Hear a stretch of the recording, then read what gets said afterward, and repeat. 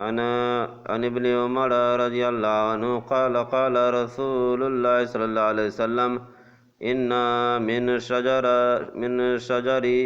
شجرة لا يسقط ورقها وإنها مثل المسلم فحدثوني ما هي فوقع الناس في شجر البوادي قال عبد الله ووقع في نفسي أن النخلة ثم قالوا حدثنا ما هي يا رسول الله قال هي النخلة۔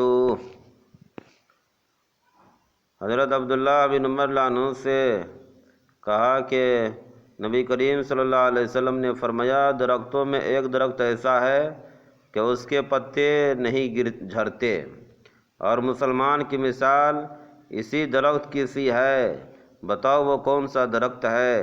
یہ سن کر لوگوں نے خیال کیا کہ جنگل کے درختوں کی طرف دوڑا، لوگوں کا خیال جو ہے جنگل کے درختوں کی طرف دوڑا۔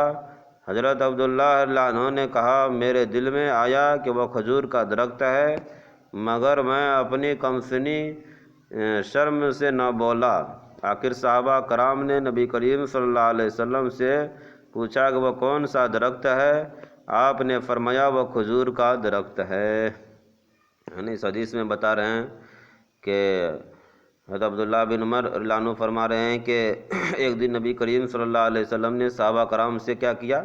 سوال کیا، پوچھا ہے نا، کوشچن کیا کہ بتاؤ کون سا ایسا درخت ہے جس کے پتے جھڑتے نہیں ہیں؟ اور وہ جو ہے صحابہ کرام سے پوچھا ہے کون سا ایسا درخت ہے جس کے پتے کیا ہوتے ہیں؟ جھڑتے نہیں ہیں۔ تو حضرت عبداللہ بن عمر رضی اللہ عنہ کہہ رہے ہیں کہ لوگوں کا نگاہ جو ہے جنگلوں کے درخت طرف پہنچا، لیکن میرے دل میں یہ بات آیا تھا، لیکن میں نے صحابہ کرام کیا کیا؟ ادب کیا، احترام کیا، نہیں بولا۔ تو اللہ کے نبی نے کہا کہ وہ کھجور کا درخت ہے۔ کون درخت ہے وہ؟ کھجور کا درخت ہے۔ اس حدیث میں اللہ کے نبی کھجور کے مومن کو یہ بتایا ہے کہ مومن کا مثال ایسا ہے کہ کھجور کے درخت کا مثال ہے، کس کا؟ مومن کا۔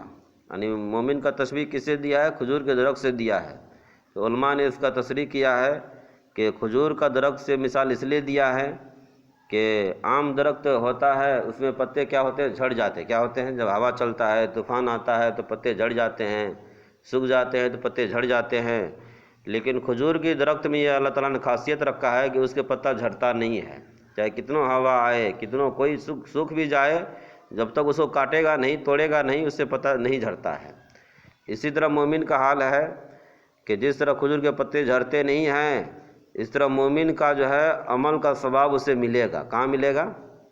آخرت میں ملے گا۔ جو دنیا میں نماز پڑھتا ہے، روزہ رکھتا ہے، دین پر چلتا ہے نا، نیک اعمال کرتا ہے، اس کا عمل ضائع نہیں ہوگا، بلکہ اس کو آخرت میں اس کا ثواب اللہ تعالیٰ کیا کریں گے؟ عطا فرمائیں گے۔ جس طرح کھجور کے پتے نہیں گرتے ہیں، اس طرح مومن کے عمل بھی آخرت میں کیا ہوگا؟ ضائع نہیں ہوگا۔ کافر کا عمل ضائع ہو جائے گا، وہ دنیا میں کوئی بھی نیک عمل کرے اس کا ثواب نہیں ملے گا، لیکن مومن کو جو عمل کرے گا اس کا ثواب کہاں ملے گا؟ آخرت ملے گا۔ ایک تصریح یہ ہے۔ دوسرا وجہ یہ بتایا ہے کہ مومن کو مثال اللہ کے نبی کھجور کے درخت سے دیا، یہ اس بنا پر دیا کہ کھجور کے درخت سے کہ مومن کا دعا جو ہے جیسے پتے کھجور کے نہیں جھڑتے ہیں، اس طرح مومن کے دعا بھی رد نہیں ہوگا۔ کیا نہیں ہوگا؟ یعنی مومن کا دعا ضرور بالضرور قبول ہوتا ہے نا۔ اگر وہ دنیا میں اس کا پہلا تو جو دعا کرتے ہیں ویسا ہی مل جاتا ہے، یا اس سے اچھا اللہ تعالیٰ دنیا ہی میں دے دیتے ہیں، یا نہیں دنیا میں اگر اثر ظاہر نہیں ہوا تو اس کا ثواب جو ہے آخرت میں ملتا ہے۔ کہاں ملتا ہے؟ آخرت میں، ہے نا۔ اللہ تعالیٰ قیامت دن کہیں گے تو نے دعا کیا تھا اور میں نے فلاں فلاں جو ہے مصیبت ہٹا دیا تھا، فلاں فلاں جو ہے اجر ثواب دیا، تو انسان تمنا کرے گا کہ یا اللہ میرے دعا جو ہے دنیا میں قبول نہیں ہوتا، میرا دعا کا اثر اجر ثواب آخرت میں ملتا۔ تو وہی جیسے پتا کھجور کا نہیں جھڑتا ہے، اس طرح مومن کا دعا رد نہیں ہوگا، بلکہ جو دعا کریں گے ضرور قبول ہوگا، چاہے دنیا میں اس کا اثر ہو چاہے آخرت میں اجر ثواب ملے، لیکن ضرور قبول ہوتا ہے۔ ہاں۔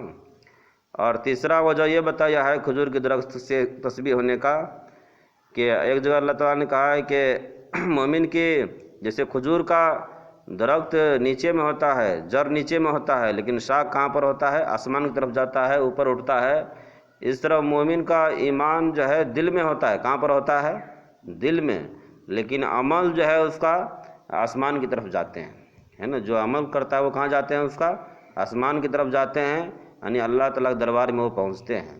اور چوتھا وجہ جو ہے یہ بتایا ہے کہ ایک وجہ اور بتایا تھا، یہ جو ہے ذہن سے نکل رہا ہے نا. تو اس طریقے سے جو ہے مومن کا مثال اللہ کے نبی نے کیا کیا ہے؟ کھجور سے دیا ہے.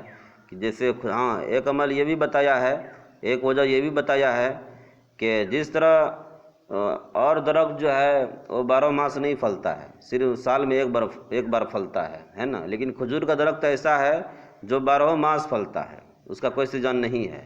اس طرح کہہ رہے ہیں مومن کو جو ہے جس طرح کھجور 12 ماس پھلتے ہیں، اس طرح مومن کا عمل جو ہے یعنی ہر حال میں ملے، عمل کا ثواب ہر حال میں ملے گا.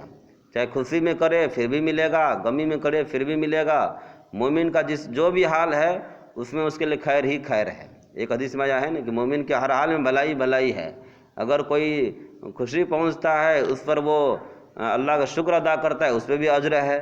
اور کوئی تکلیف پہنچتا ہے، مصیبت پہنچتا ہے، اس پر صبر کرتا ہے، اللہ سے راضی رہتا ہے، اس پر بھی کیا ہے؟ اس کو اجر ہے. یعنی مومن کا جو بھی حالات ہے، جو بھی حال ہے نا، وہ اللہ سے راضی رہے، صبر کرے تو اس پہ اس کا کیا ہوتا ہے؟ اجر ملتا ہے. یعنی اس کا اعمال ضائع نہیں ہوتا. جیسے کھجور 12 ماس پھلتا ہے، ایسے مومن کا جو ہے اجر ثواب جو ہے 12 ماس کیا ہوتا ہے؟ اس کو ملتا ہے. یعنی جو بھی عمل کرے، خوشی میں، تنگ دستی میں، بدحالی میں، ہر حال میں اس کو اجر ثواب ملے گا، ہے نا. اس طریقے سے اللہ کے نبی جو ہے کھجور کا مثال دیا ہے. کہ مومن کا مثال کس طرح اللہ کے نبی نے دیا ہے؟ کہ کہا کہ ایک درختوں ایسا ہے، اللہ کے نبی کا ایک درخت ایسا ہے جس کے پتے جھڑتے نہیں ہیں، اور مسلمان کی مثال اسی درخت سی ہے. تو کھجور کی درخت بتایا کہ پہلا پتے نہیں جھڑتا ہے تو اس کا عمل جو ہے آخرت میں اس کا ثواب ملے گا. اور دوسرا کیا بتایا؟ کہ دعا قبول ہوگا. اور تیسرا کیا بتایا؟ کہ جو ہے نا اس کا جو ایمان جو ہے دل میں ہوتا ہے، لیکن اس کا عمل کہاں جاتا ہے؟ آسمان پہ جاتا ہے. اچھا کرتا ہے اچھا ملے گا، اسی انوسار فیصلہ ہوتا ہے. اور چوتھا کیا بتایا؟ کہ جس طرح 12 ماس کھجور پھلتے ہیں، اس طرح مومن کا جو ہے جو بھی حال ہو اس پہ جو ہے اس کو کیا ملے گا؟ ہے نا. خوشی ہو، تنگ دستی ہو، اجر ثواب اس کو ملے گا. یہ تشبیہ اللہ کے نبی نے دیا ہے نا. ہم سبوں کو اللہ تعالیٰ اس حدیث سے عمل کی توفیق عطا فرمائے. آمین.